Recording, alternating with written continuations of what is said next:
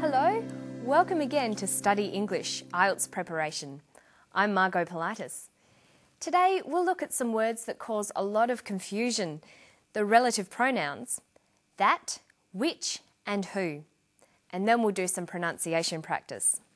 But first, let's listen to some people talk about a very dangerous tourist attraction from Australia's Northern Territory. People have always been fascinated with death. Most of the mysteries that you see on television, the films that you see, involve murder of one kind or another.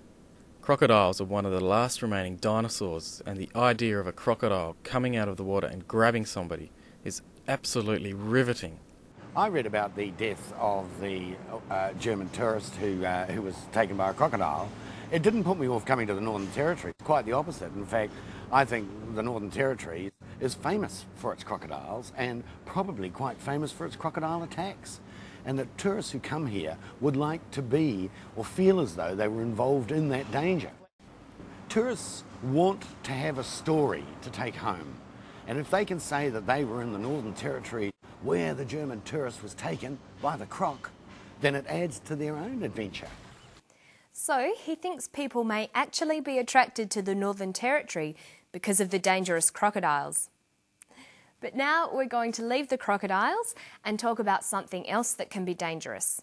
The relative pronouns who, which and that. Listen for some relative pronouns here. People have always been fascinated with death. Most of the mysteries that you see on TV, the films that you see, involve murder of one kind or another. I read about the death of the German tourist who was taken by a crocodile. Most of the mysteries that you see on TV involve murders.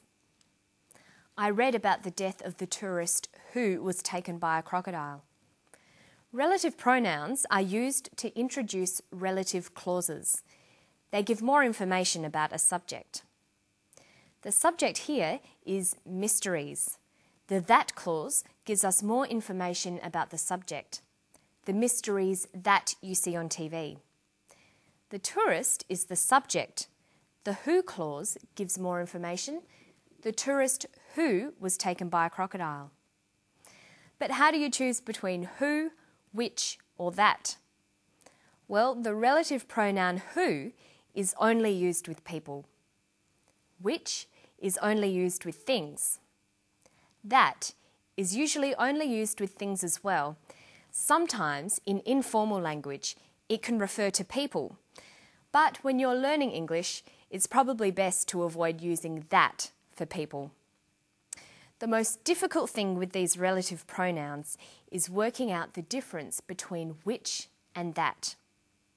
As a general rule, we use which when the clause does not affect the meaning of the sentence. A which clause just gives us extra information. It can be left out of a sentence and the sentence still has the same meaning. When which is used in this type of clause, we put commas around it. The hat, comma, which is on the bed, comma, is new. Here, the clause which is on the bed just gives us additional information. We can take it out and the sentence still makes sense. There is only one hat. It's the hat on the bed. We take out the which clause and the important information is still there. The hat is new. Okay, now let's look at that. We use that for clauses that are a crucial part of the sentence. They are actually part of the definition of the subject. The hat that is on the bed is new. Notice that clauses do not use commas because they are a crucial part of the sentence. There are a number of hats this sentence could be referring to, but the sentence is specifically talking about the hat on the bed, so we use that. The that clause cannot be taken out of this sentence. The hat is new. It doesn't make sense here because it doesn't tell us which hat is being discussed. It would take some practice to get used to who, which and that. To sum up, we use that to define the subject. We use which in a clause with commas to add extra information. You will notice which often being used in place of that, especially in spoken language. While not strictly correct, it is very common. The word who is a bit simpler. It's only used when the subject is a person and can be used in both of these types of clauses.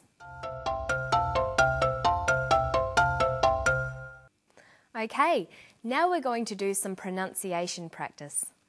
Students learning English often complain that native speakers speak too fast. Well, it's true. English speakers do run their words together, so it's often very difficult to hear when one word ends and another begins. To make your spoken English sound natural, it's important for you to do this too.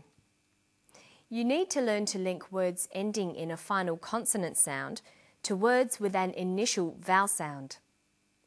Let's look at some words linked with of. People have always been fascinated with death. Most of the mysteries that you see on television, the films that you see, involve murder of one kind or another.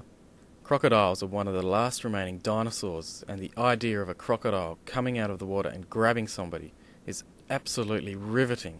I read about the death of the German tourist who was taken by a crocodile. It didn't put me off coming to the Northern Territory. It's quite the opposite. He uses the phrases most of, one of, out of, death of. But in sentences, these phrases will usually become linked together. Most of, most of. One of, one of. Out of, out of. Death of, death of. Notice that of in these phrases is unstressed. Practice these ones. Many of, many of. Most of, most of. One of, one of. Several of, several of. Listen to the differences when I read these sentences in a natural, conversational way. One of my best friends lives here. One of my best friends lives here. Many of the trees have died. Many of the trees have died. I enjoy most of her songs. I enjoy most of her songs. People have always been fascinated with death. Crocodiles are one of the last remaining dinosaurs, and the idea of a crocodile coming out of the water and grabbing somebody is absolutely riveting. He says people have always been fascinated with death. People have always. Notice how in conversation we link the final consonant sound v with the initial vowel sound or. Have always. Crocodiles are. Crocodiles are. Is absolutely. Is absolutely. Okay, now let's try these sentences. She is always studying hard. She is always studying hard. They aren't scared by crocodiles. They aren't scared by crocodiles. So make sure you practice words in phrases and sentences. That way you'll get used to linking your words and your spoken English will sound more natural. And don't forget to listen to native speakers as much as you can and try to copy them, even if they do speak fast. And that's all for today. I'll see you next time on Study English. Bye-bye.